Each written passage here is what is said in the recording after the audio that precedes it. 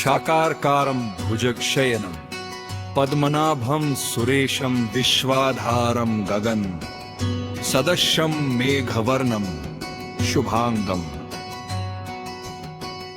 लक्ष्मीकान्तं कमलनयनं योगध्यानगम्यम्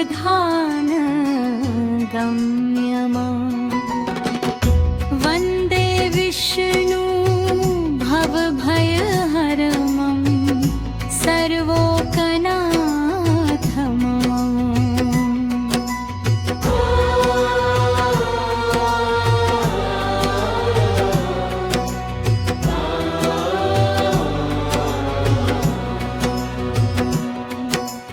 ओम विष्णवे नमः। जय श्री राम को आइए सुनते हैं। पौष मास की पुत्रदा एकादशी व्रत की कथा। तो बोलिए प्रेम से भगवान विष्णु की जय। माता लक्ष्मी की जय। एकादशी माता की जय। सर्व देवी देवता की जय। एक बार पांडु नंदन ने विनय पूर्वक कहा, हाथ जोड़ भगवान श्री कृष्ण से। प्रश्न किया कि हे भगवान, अब आप कृपा करके पौष शुक्ल एकादशी के महात्म का वर्णन कीजिए। उसका क्या नाम है और क्या विधान है, तथा उस दिन किस देवता की पूजा की जाती है और उसका क्या फल होता है। तब भगवान श्री कृष्ण लेते हैं राजन इस एकादशी का नाम पुत्रदा एकादशी है। ये समस्त मनोरथों को पूर्ण करने वाली है एवं समस्त सिद्धियों को भी देने वाली है। इसके अधिपति स्वयं नारायण है।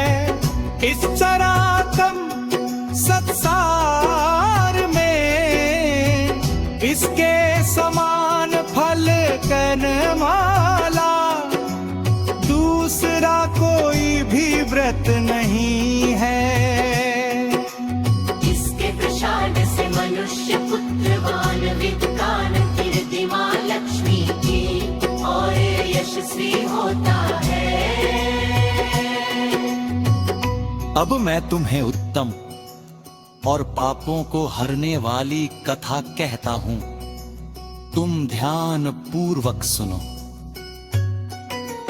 पूर्व काल में एक राजा अपनी स्त्री शव्या सहित पुत्र न होने के कारण अत्यंत ही दुखी था।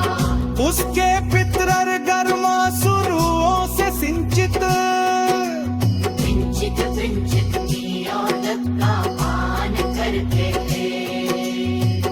वे सदैव इसी शोक से संतप्त रहा करते थे कि इसके आगे हमें कौन पिंडदान देगा। इधर राजा को पुत्रक्षा की तरफ से दिनों दिन निराशा ही निराशा दिखाई पड़ती नहीं उसका इस प्रकार का संताप एक प्रकार से ही ठीक था। क्योंकि बिना पुत्र के सचमुच ही मनुष्य का जन्म ही रहित है। जिसके पुत्र नहीं उसके कुछ भी नहीं, क्योंकि बिना पुत्र के देवता पितृ और मनुष्य किसी का भी ऋण परिशोधन नहीं होता। अस्तु मनुष्य को पुत्र प्राप्त करने की युक्तियों में सदैव ही लगा रहना चाहिए। क्योंकि संसार में वही भाग्यवान, गुणवान और कृतिमान है जिसका घर पुत्र रत्न से परिपूर्ण है। यही नर श्रेष्ठ है, आरोग्य संपत्ति और कृति के अधिकारी होते हैं। यह सिद्ध है कि पुत्र पौत्रादिक पुण्यवान को ही प्राप्त होते हैं।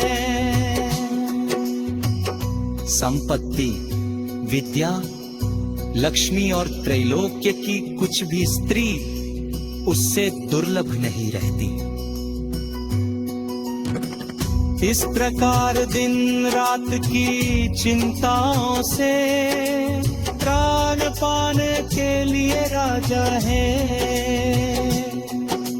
यह निश्चय किया कि अब मेरा शरीर धारण किए रहना व्यर्थ है। इसी प्रकार भी शरीर को त्याग देना ही श्रेयस्कर है। परंतु आत्मघात करना महान पाप है। इस प्रकार से विचारों में पड़कर एक दिन चुपचाप अकेले घोड़े पर सवार हो वन की ओर चल दिया। इस प्रकार वह वन में पहुंचकर नभ में उड़ते पक्षी ये बच्चा मोर अभी गलेगा ही नहीं राजा को। पुत्रक्षा की तरफ से दिनों दिन निराशा ही निराशा दिखाई पड़ती रही। उसका इस प्रकार का संताप पितृ प्रकार से ही ठीक था, क्योंकि बिना पुत्र के सचमुच ही मनुष्य का जन्म निरर्थक है। जिसके पुत्र नहीं उसके कुछ भी नहीं, क्योंकि बिना पुत्र के देवता पितर और मनुष्य किसी का भी ऋण परिशोधन नहीं होता। अस्तु मनुष्य को पुत्र प्राप्त करने की दिनों में सदैव ही लगा रहना चाहिए। क्योंकि संसार में वही भाग्यवान, गुणवान और कृतिमान है। जिसका घर पुत्र रत्न से परिपूर्ण है। इस प्रकार वह वन में पहुंचकर नभ में उड़ते हुए पक्षी एवं चारों ओर लगे हुए सुंदर वृक्षों से प्राकृतिक सौंदर्य का अवलोकन करने लगा। वहां पर कहीं तो अपने अपने निवास स्थान से निकल करके मृगझुंड इधर उधर चौकड़ियां भर रहे थे। कहीं पर व्याघ्र, वाराह, सिंह, वानर, लीलगाय, शशक, सर्प और जंगली हाथी अपनी हथेलियों के साथ क्रीड़ा कर रहे थे। किसी तरफ श्रृंगालू की ध्वनि थी तो किसी और उल्लुओं के कर्कश नाद सुनाई पड़ रहे थे। इस प्रकार वन की शोभा देखता हुआ और वन पशुओं के शब्द को सुनता हुआ राजा वन में घूमने लगा। घूमते घूमते उसे दोपहर हो गई। उसे भूख और वियोग ने सताया, परंतु वह आगे की ओर बढ़ता ही गया। आगे चलकर उसने देखा कि एक अत्यंत सुंदर सरोवर है, जिसके किनारे अत्यंत सुंदर, मनोहर और दिव्य रूप वाले नाना प्रकार के पक्षी, सारस, हंस, मोर और चकोर चारों ओर घूम रहे हैं। और बहुत से ऋषि मुनि वहां पर पूजन और ध्यान में मग्न है। वहां प्रवेश करते ही राजा के दक्षिण नेत्र और बाहु फड़कने लगे और मन में एक प्रकार का उत्साह सा प्रतीक हुआ। राजा ने घोड़ा से उतरकर घोड़े को एक वृक्ष के सहारे बांध दिया और ऋषि मुनियों के पास जाकर उनको अलग अलग प्रदक्षिणा और उन्हें प्रणाम इत्यादि किया। राजा का सुंदर वेश और सुंदर स्वभाव को देखकर एक ऋषि ने कहा, क्या इच्छा है, क्या काम है और क्या विचार है। ऋषियों की ऐसी वाणी को सुनकर राजा ने कहा कि हे भगवान, आप लोग कौन हैं, यहाँ पर क्यों आए हैं और क्या कर रहे हैं। एक महर्षि बोले कि हे राजन, हम लोग विश्वदेव और आज पौष शुक्ल की पुत्रदा नाम की एकादशी का व्रत है, सो हम इस सरोवर में स्नान करने के लिए आए हैं। हमने अपना संपूर्ण हाल बतला दिया। अब आप कहिए। राजा बोला कि भगवान, मैं भी एक निसंतान और अभागा मनुष्य हूँ और पुत्र की इच्छा रखता हूँ।